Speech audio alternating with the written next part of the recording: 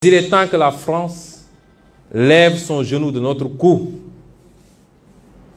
7 siècles de misère fait de traite humaine, de colonisation et aujourd'hui de néocolonisation, cela suffit. Il est temps que la France nous foute la paix. Il est temps que la France prenne exemple sur ses voisins européens. L'Allemagne est la première puissance économique d'Europe, loin devant la France. La 3e ou 4e puissance économique du monde.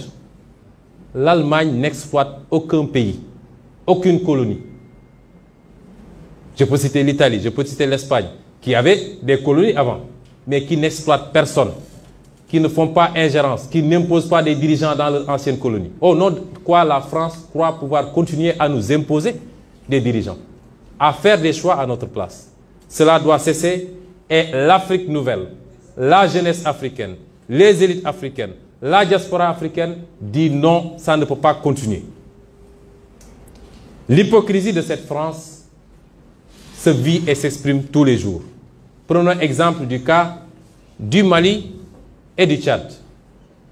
Au Tchad, où le processus constitutionnel a été interrompu, la France a applaudi et son président est allé consacrer le nouveau roi.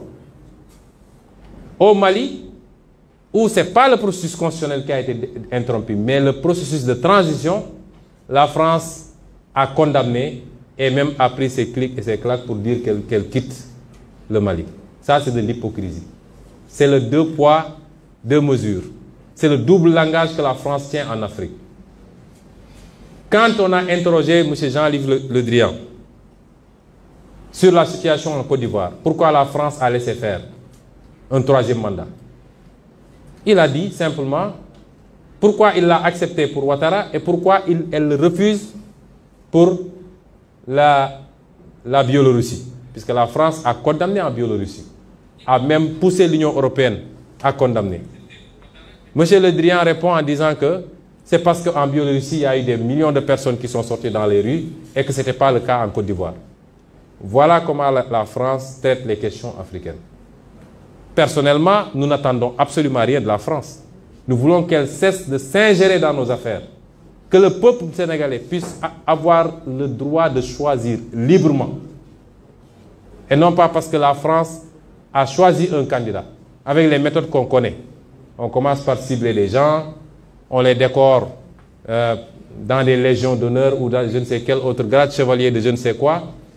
On les inscrit dans des loges maçonniques et on leur dit préparez-vous, ce sera vous après. Même l'hypothèse où Macky Sall ne pourrait pas passer, nous savons qui est en train d'être préparé par la France. Cela doit cesser, ça ne se passera plus comme ça. Que l'on soit bien clair, nous n'avons rien contre le peuple français. Et en France même, des voix politiques et citoyennes se lèvent pour tenir le même discours que celui que je suis en train de vous tenir. Nous sommes ouverts à travailler avec tout le monde, dans le sens d'une collaboration gagnant-gagnant. Nous avons besoin de gens qui investissent en respectant les lois de ce pays, réaménagées d'ailleurs.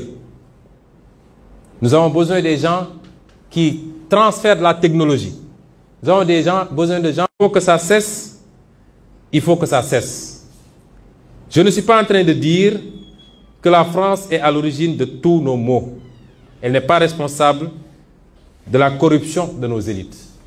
L'argent du peuple qui est volé tous les jours, détourné dans des comptes offshore, détourné pour construire des immeubles à gauche, à droite, détourné pour corrompre de l'électorat.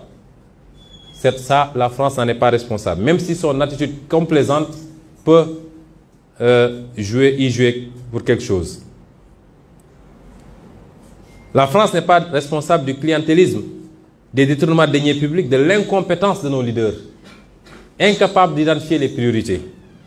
Elle n'est pas responsable forcément du bradage de nos ressources, même si elle en bénéficie très largement. Tout ça est de la responsabilité de nos dirigeants, incompétents, incapables et qui ne sont pas des patriotes du tout. Nous disons à la France d'écouter ces voix qui lui parlent de notre schéma, d'une autre collaboration entre l'Afrique et la France. Beaucoup plus juste, beaucoup plus équitable, mais beaucoup plus durable.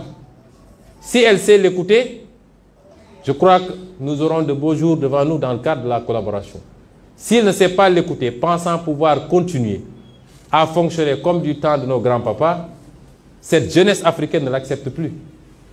Il faut que la France se prépare à une rupture définitive et à quitter l'Afrique.